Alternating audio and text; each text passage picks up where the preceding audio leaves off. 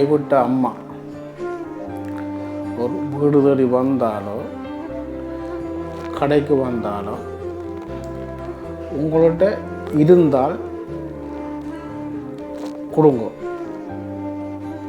சரிதான், உங்கள்கிட்ட இருந்தால் கொடுங்க. இல்லைன்னு சொன்னால் அம்மா என்கிட்ட இல்லை போட்டுவான என்று சொல்லி விடுங்க. விளங்குதா? உங்கள்கிட்ட காசு இருந்தால் கொடுங்க, மனம் இருந்தால் கொடுங்க. இல்லையா, என்கிட்ட காசு இல்லையம்மா, என்கிட்ட ஒன்றும் இல்லை, போங்கோ, நான் தர மாட்டேன் போங்கோ என்று சொன்னால் யாரும் ஒன்றும் செய்ய போகிறது இல்லை. அது கொண்டு விருப்பம், கொடுக்குறதோ கொடுக்காத தனிப்பட்ட ஆளுடைய விருப்பம். யாரும் எதுவும் சொல்ல போகிறது. தண்ணி வந்து அடித்து கலைக்கிறதுக்கு நீ யார்? உனக்கு யார் அந்த அதிகாரத்தை தந்தது?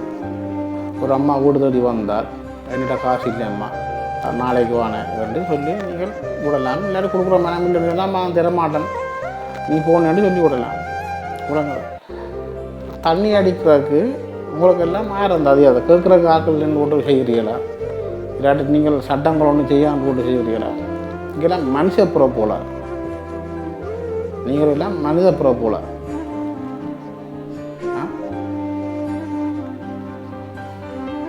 வீடியோ பாருங்க, என்ன மாதிரியான வீடியோ பாருங்க.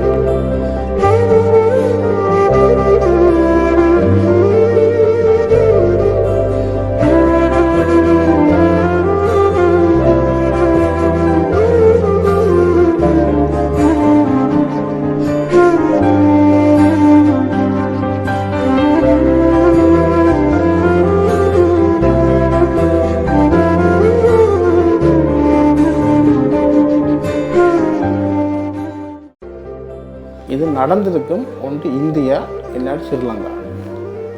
சரியா, மற்ற இடத்துல பெரும்பாலும் நடக்கிறதுக்கு சந்தர்ப்பம் இல்லை.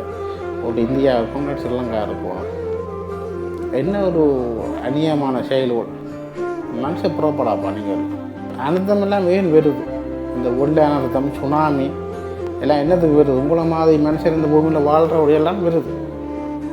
ஒரு மிருகம் வந்து தன்னுடைய இனத்துக்கு ஒரு ஆபத்து உண்டால் எல்லாம் ஒன்று சேருது. விளங்குதா?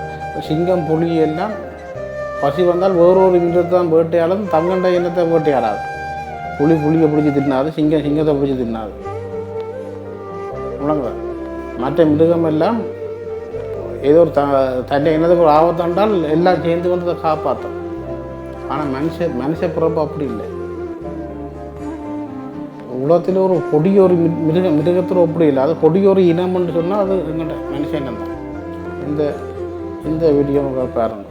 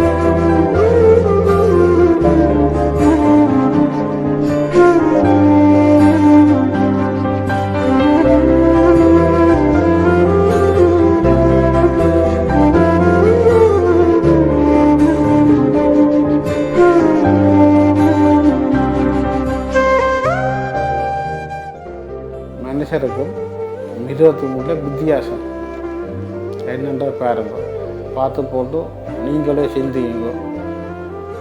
நாங்கள் யார் என்ற எங்களுடைய கேள்வி கேளுங்க. மீண்டும் ஒரு வீடியோவில் சந்திப்போம்.